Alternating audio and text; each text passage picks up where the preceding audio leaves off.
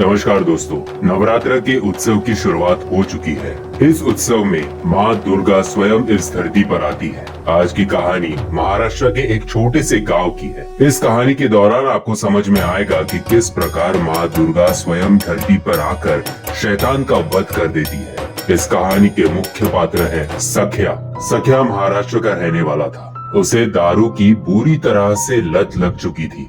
सख्या एक नंबर का अय्याश था। दिन रात दारू पीना, रेड लाइट एरिया में जाना, ये सारी की सारी चीजें सख्या करता था। लेकिन ये चीजें काफी महंगी पड़ती है, इसलिए सख्या को जरूरत थी तो पैसों की। अब सख्या को कुछ काम तो आता नहीं था, तो सख्या ने छोटे बच्चों को किडनैप करना शुरू कर दिया। सख्या पब्लिक एरिया में जाता, अगर गांव में किसी प्रकार की कोई जत्रा हो वहाँ पे जाता और छोटे बच्चों को किडनैप कर उन्हें ह्यूमन ट्रैफिकिंग का शिकार करता। सख्या को और एक चीज काफी पसंद थी। खुद की जवानी पे सख्या को काफी गुरूर था। ये जवानी हमेशा से बनी रहे ऐसे वो चाहता था। एक तांत्रिक के बातों में आकर उसने साल में एक बार बच्चों को बलि देना शुरू कर दिया।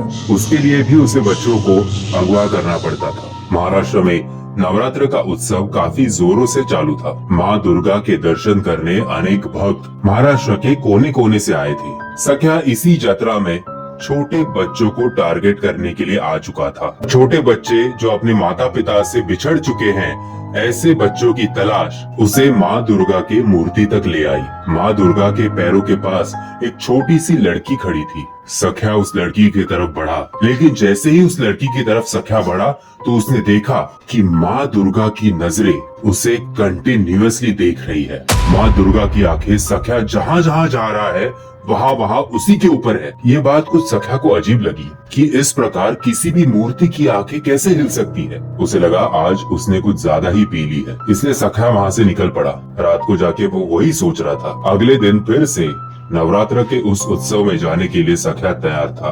बीच रास्ते में उसे छोटी लड़की दिखाई देती है। सुनसान इलाका था, आजू बाजू में लड़की के माता पिता का कोई निशान नहीं था। सख्या लड़की की तरफ बढ़ गया। सख्या जैसे ही उस लड़की को उठाने वाला था तो उस लड़की का चेहरा देखकर सख्या बुरी तरह से हिल गया। ये लड़की और कोई नहीं लेकिन सख्या की ही लड़की थी, जिसे उसने एक तांत्रिक की बातों में आकर बलि चढ़ा दिया था। सख्या डर गया।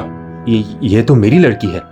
ये जिंदा कैसे हो गई और ये मेरे सामने कैसे आ गई? लड़की वहाँ से गायब हो गई। सख्या खुद को थप्पड़ मारने लग गया और कहा कि बस इसके बाद बच्चों को अगवा करने वो दारू पी के तो कभी नहीं जाएगा। सख्या फिर एक बार माँ दुर्गा के उस मंडप में जा पहुंचा, लेकिन फिर वही हादसा सख्या के साथ हो रहा था।